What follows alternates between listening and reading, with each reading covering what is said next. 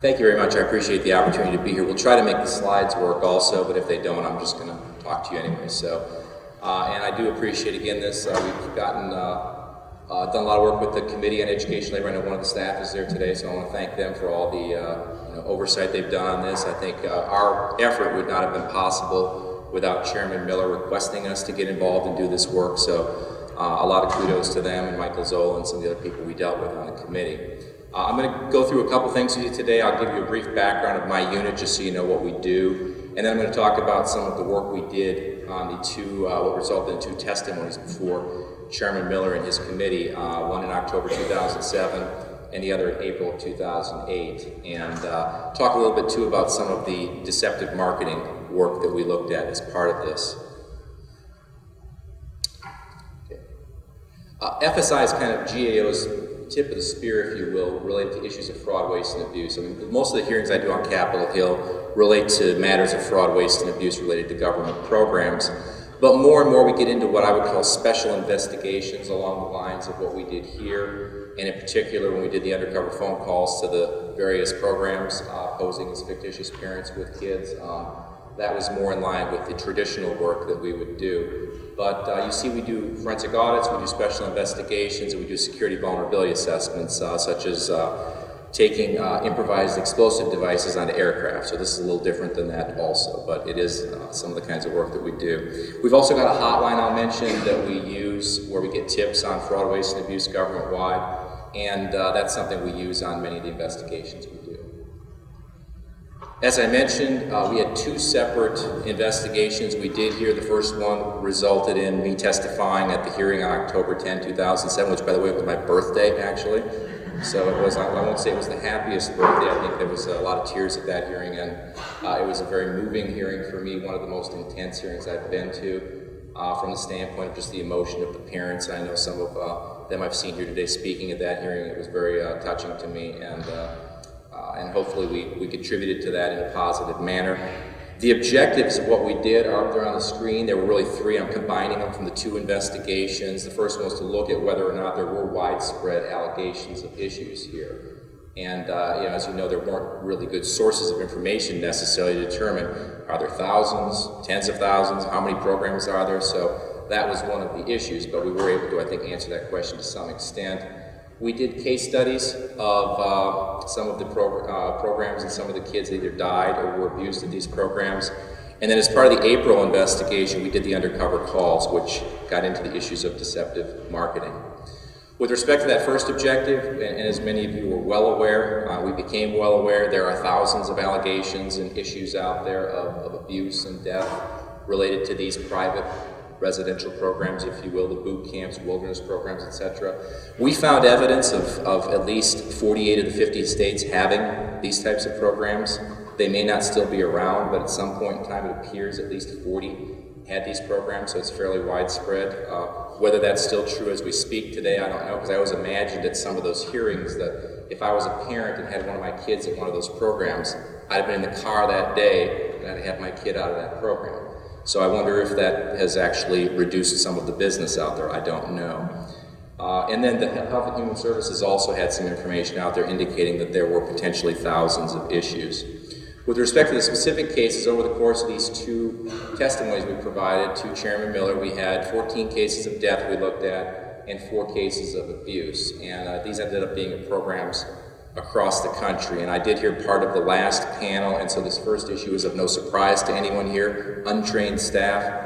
That was a common theme throughout these, whether it be people claiming to have medical backgrounds or prior backgrounds with kids, or, as was mentioned, we found issues where people didn't have any background checks done and they had prior issues. So those were all the kind of things that we identified. And again, we couldn't project this with these 18 cases, but it appears that these are likely systemic issues that were out there. Lack of adequate equipment tying to this overall negligent operating practices of these programs. And I'll talk about an example of that with one of these cases I'm going to mention here briefly. Lack of nourishment for the kids, and again, I think I heard some of that with the last person that spoke here, and that happened for several of the kids that we looked at. They were starved in many respects, forced to do long marches and hikes in very extreme weather, or to be out in the cold without a blanket at night and yet not being fed any food. So those are, I would call that a torture type of situation. Failure to comply with state licenses, bad advice on health problems. I mean, that was really very common across these, where these were treatable conditions that had appropriate medical attention been provided early in the process. Many or most of the 14 deaths we looked at could have been prevented.